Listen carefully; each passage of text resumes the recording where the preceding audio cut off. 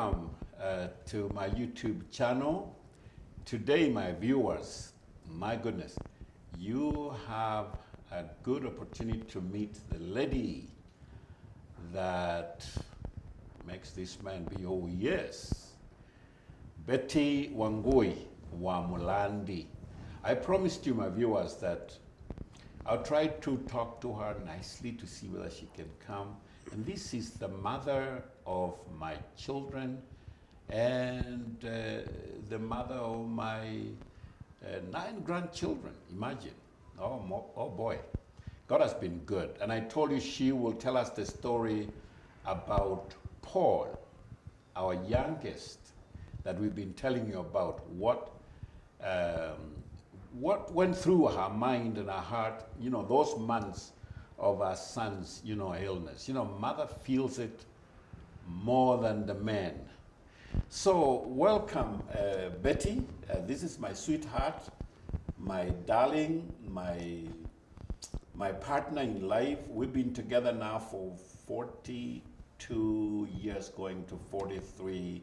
Welcome to my YouTube channel. Can you say hi to my viewers? Hi, viewers. I am glad that I have been given a chance to talk to you and tell you of my experiences. And I thank God for today. I'm hoping good things are going to come out of me that will help you. Oh, sure. In a way. Sure. Yeah. Good things, because you've ran a race that not many of them have ran. So what was it, getting married to a preacher? First of all, I know I warned you. What did I tell you as you are marrying me? I told you several things. Yeah, you prepared me by telling me that I'm getting married to a preacher. I knew you were, because you were preaching even while we were in college. We would go out for missions together. So I knew you were an evangelist. And then you told me that, remember, one time I will be a pastor and I will host white people in our house. So be prepared. And you know those days, to have a mzungu in the house, it was not easy, because you never know what they will eat. Yeah, that somehow would have scared me, but I was prepared because I was a woman of prayer, and whatever I do, I would commit it to God. So I knew the man I'm marrying is a man that I prayed about. It's a man who will be serving God and serve not only in Kenya, but even other countries, because you already had gone to other countries before we were married. So getting married to a preacher, preparing you is one thing. How about when you dived into it? How was it now? Was it what you thought it would be? I was prepared for anything. Whatever would come, I wasn't scared about it. So I welcomed whatever came in a positive way. That has really helped me. One of the times I remember we would come from meetings, and I sympathized later on when I thought about it. We would come from meetings at Regions Beyond Ministry. The board would be meeting, because they are from far. And they would come over the weekend on Friday. We would have a meeting all night. And we have no preparation, no plans of where we will have supper. It was funny. So 3 a.m., we knock at our house, and I'm the only one having, a vehicle. We drive to our house, and can you imagine about 9, 10 people appearing in your house at 3 o'clock, and we're telling her we have not had supper the previous night? How was it cooking at such times? I mean, I know you did it joyfully, but how was it from your point? Yeah, whenever I found you come at night, and not only you from RBM meetings, I had other people come at night. And the good thing with those days, people didn't mind what you cook for them. There are times I made ugali with the true tea. That is tea without milk. We could not afford milk that we could keep in the house, that whoever comes, you make tea. We knew tea was in the morning. So Because you would buy it from the kiosk. yes, you This run time for we it. didn't have a It is fridge. night. So many people would come and they would eat what is there. I made sure I did some market on weekends, and I would keep cabbages in the house. So when there were cabbages, they ate with the cabbages. And we didn't have the story of meat like today. So, and the people were not proud. They didn't choose. They were out for missions and they were out for God. They were ready for whatever they find. They are, I would say it's different today and those days. Today you have to call ahead of time, or you have to tell somebody I'm coming. Those days you just came in, and Yeah. I remember sometimes somebody would come with only one set of clothes, the one he was wearing. And in the morning, before he leaves, he wanted to change his clothes, and he would find out what is around to wear. And sometimes, much earlier in the ministry, we would call it possessing. You just possess a shirt they or a used to. dress, or sometimes you're given a nightgown to sleep in. That was our time, you know, even before the children came. That was, and you say you enjoyed it. I enjoyed it because I knew I was supposed to be in the ministry as I promised. So I enjoyed cooking for people. I enjoyed, and somehow that is in me. I enjoy cooking for people when they come in our house. And so I didn't have any struggle. I love welcoming people in our house. What were your highlights, or what are your highlights when you look back as a bishop's wife? What are some of the highlights? I have seen how far the Lord can take people who are serious with what they do and they focus on it because they will see the fruits of their devotion. We have gone through many mountains and valleys, but all that, when I look back, I see it was worth it. So for me, I would say it is good to be patient, even when you are doing the work of the Lord. And as a bishop's wife, I enjoy all those stages because you didn't become a bishop at Overnight, once, yes. overnight. You started being just an evangelist and then a pastor, and we didn't have much. Even when we got our children, we didn't have much. I remember I'm the only one who was working, and from the little money of a teacher, I was coming every day with a liter of milk in a can every evening. That's what we would have for our tea in the morning, and that it was for our children During the day. during the day. And our two babies came too fast, the first and the second. So they shared. Each one of them was using a bottle. And so... And they became very healthy, by the way, drinking that milk. Catherine and Moses, I'll never forget. They loved Catherine milk. at night would keep a bottle of warm milk next to her so that when she wakes up, She just at night, picks she it. just picks it and drinks it, and you can hear her throw the bottle away. After she finishes, you know, the bottle makes that noise, sweet, sweet, sweet, and then she throws the bottle. Once it is finished. And that's she how- loved. My children didn't like, they didn't want a lot of hard food. Even the Like mashed potatoes, they wanted milk. So I would mix an egg yolk in the milk to make it rich and just Shake it. and give to them. That's how they survived. But I never thought we were lacking because we were always eating. God provided simple food, but you fill your stomach, and whoever would come in would get. So But it sounds, someone listening to you would think that ministry is such a wonderful, exciting, and there are no challenges. Have you had any sad moments in ministry? yes, I have had some sad moments, and Tell us some of them. especially when we have maybe like, I can give an example of when somebody comes up in the ministry, you have brought up somebody, and this person comes and becomes a problem to us, especially to us, not to anybody else. Because I would see the devil is hitting from the top to make the ministry go down. So the challenge that I have had that has really made me trust God so that I can continue in the ministry are people who turn around and become your opposers. And when I look at what they are saying, it's like either they are looking for a recognition or a possession. I would not understand why they are not for us, and we have been there for them.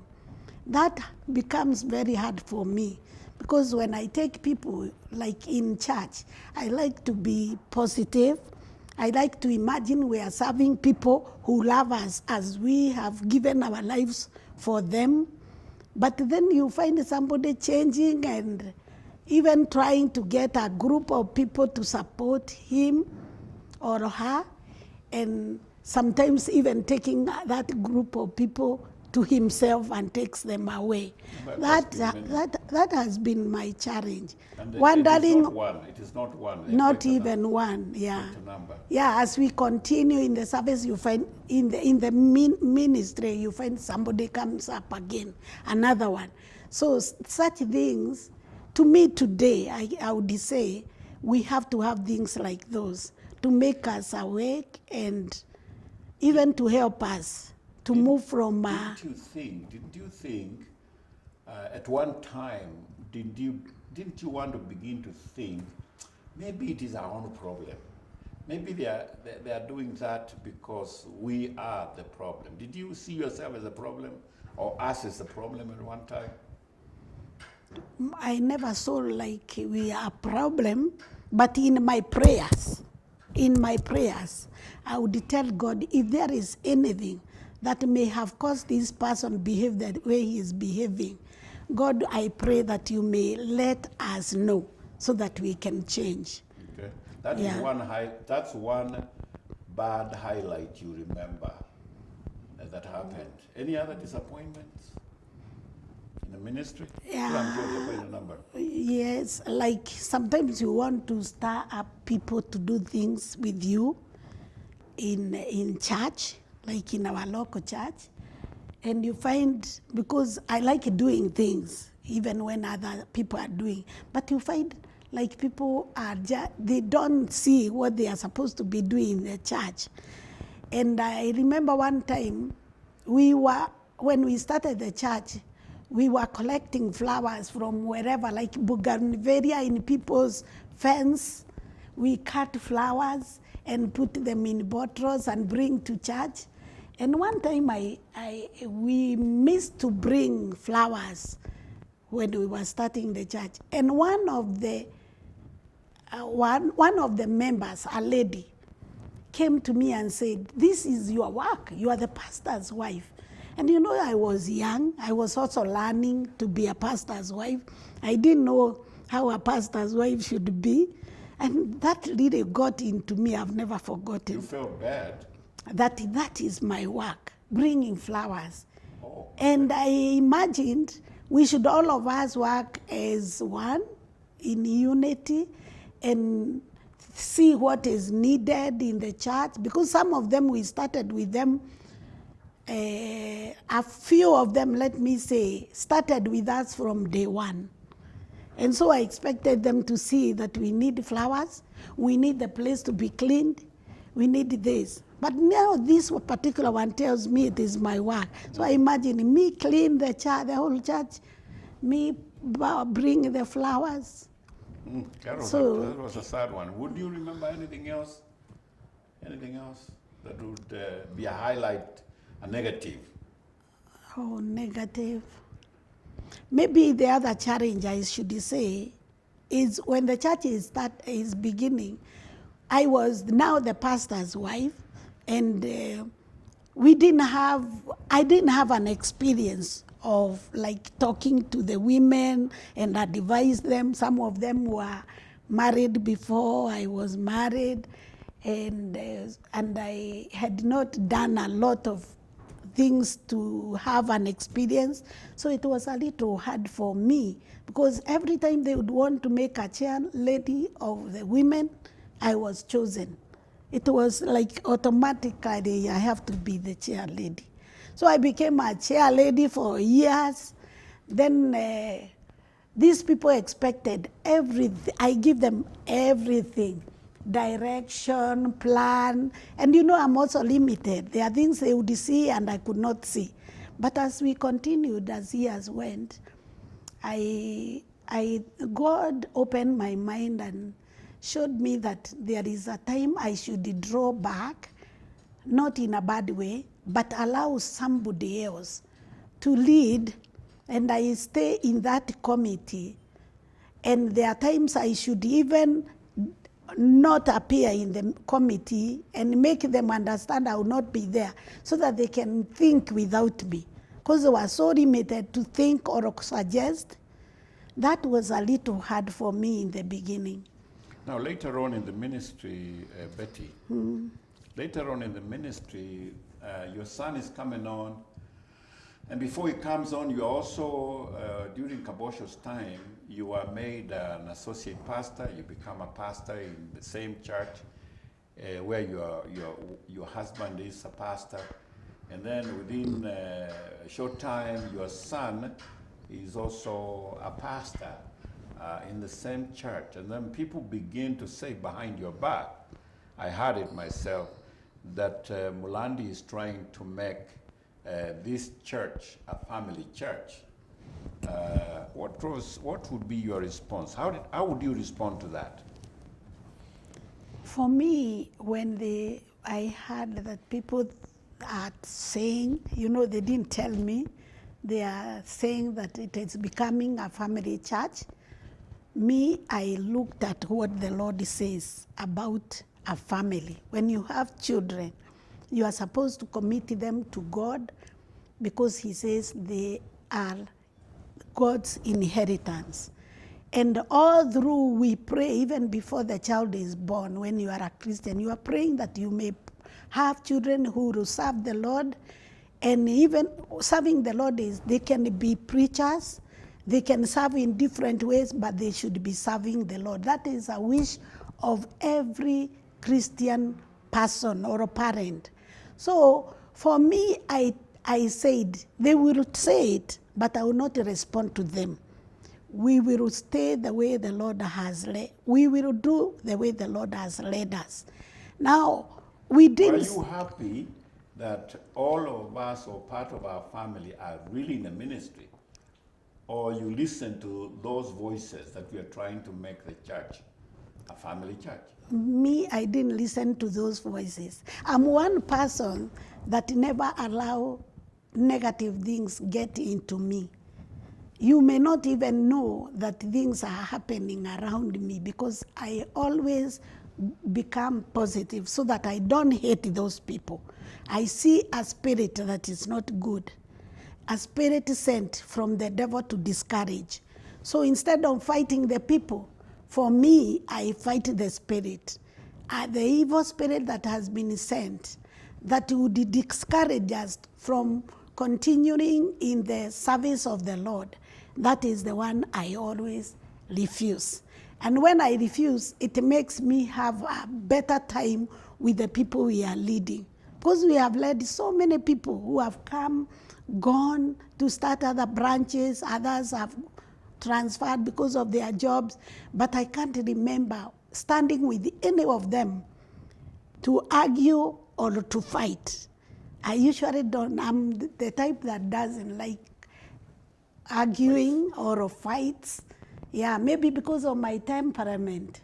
Sometimes things look like they are very good on my side, but yet it's because I know where to take my problems. Mm-hmm. Number one is that I take my problems to God by prayer. And that's how I have survived to live with the people. and I imagine everybody is my friend.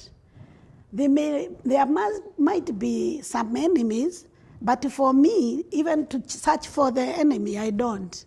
I So thought if you would want to search for the enemy so that you will also to know the enemy, take care of them, take care of his that enemy. is not Christianity. That's not Christianity. Yeah, I want to do what the Lord did. He carried everything, even though people didn't like him until they had to decide now to put him on the cross.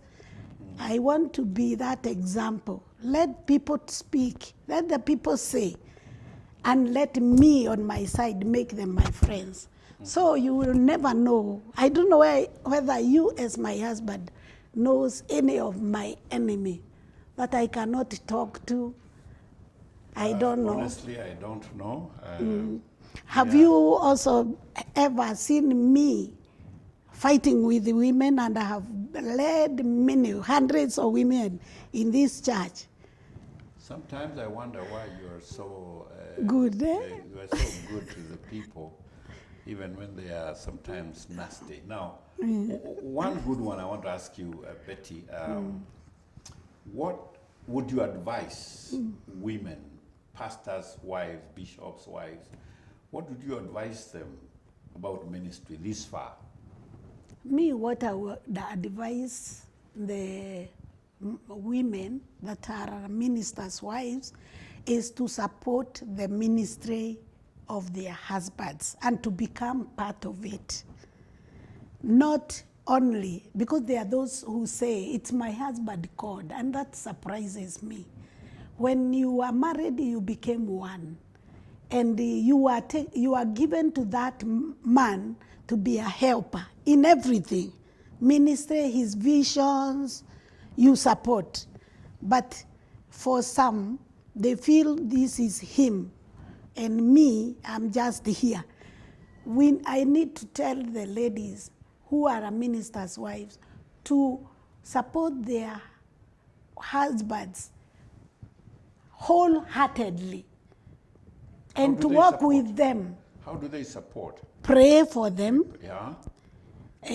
Also, correct them. They need to correct them. Yeah. Yeah, like you heard the other preacher there said the wife is a mentor, and a tormentor. Yeah, and a Somebody tormentor. said that a few weeks I know ago the tormentor, he didn't mean it as people would think tormenting. But I can tell you what these other people cannot tell you. Mm-hmm. And you may feel like I am really pushing you. But as long, yeah, but I'm the only pastor who can speak to you things that no one else can speak to you. Wow. And I know a lot about you. I know your weaknesses. You know my weaknesses. You know my strength. You know how you can approach me to be able even to be in this place, to make me sit on this, because I'm not very good. To come and talk to the cameras here. But viewers, I know you are being blessed. You're being blessed as you listen to Reverend Betty Mulandi, who is my wife. And, getting her here to talk to you, I think for me it's a blessing, because I've talked a lot about her in past episodes.